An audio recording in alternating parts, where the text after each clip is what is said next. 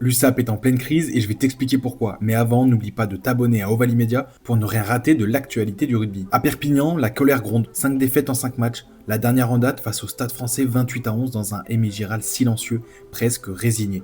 Les sifflets résonnent, les visages se ferment et l'équipe semble s'enfoncer un peu plus dans le doute. 2 semaines seulement après la polémique liée au comportement de certains spectateurs catalans, le club avait pourtant œuvré pour que le respect et les valeurs du rugby reprennent toute leur place dans les tribunes de la Furia catalane.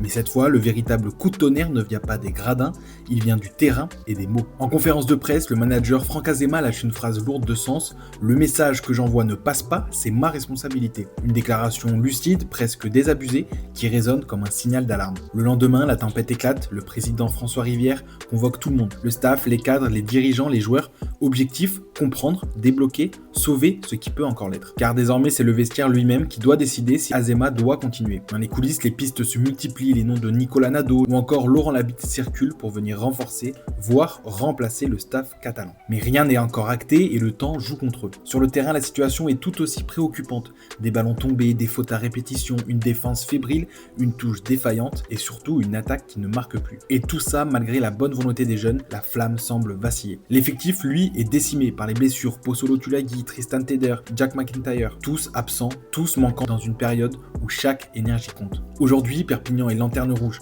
sans points, sans repères, sans confiance, et dans quelques jours, un déplacement périlleux les attend à Lyon, un match qui pourrait bien sceller le sort du staff et peser lourd dans la suite de la saison. L'USAP traverse plus qu'une mauvaise passe, c'est une véritable remise en question, un moment de vérité pour un club historique, fier, passionné, au bord de la rupture, mais qui garde au fond du cœur cette flamme catalane, celle d'un peuple qui refuse d'abandonner.